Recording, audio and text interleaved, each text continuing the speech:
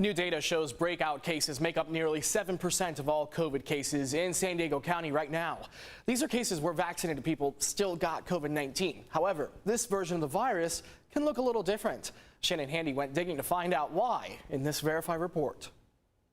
You've probably heard that if you're vaccinated but still get COVID, your symptoms are less severe than someone who isn't vaccinated. But we wanted to look into reports that sometimes those symptoms are completely different.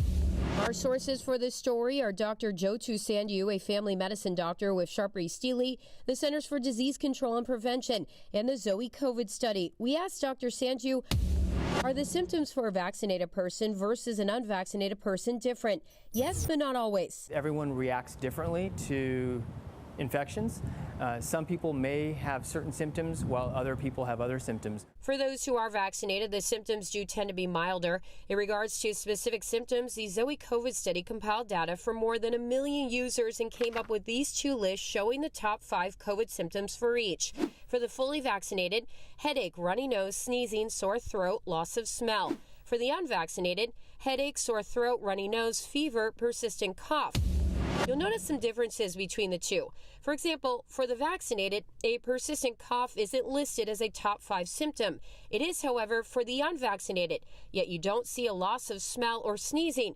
Those are also symptoms, just not among the top 5. And those lists are not absolute.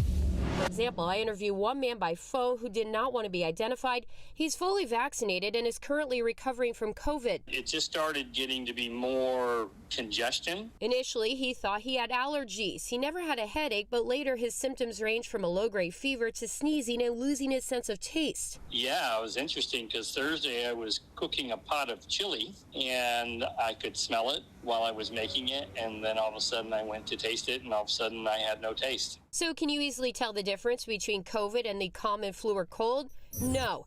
This is something scientists all over the world continue to research. According to the CDC, because some of the symptoms of flu, COVID-19, and other respiratory illnesses are similar, the difference between them cannot be made based on symptoms alone. Testing is needed to tell what the illness is and to confirm a diagnosis.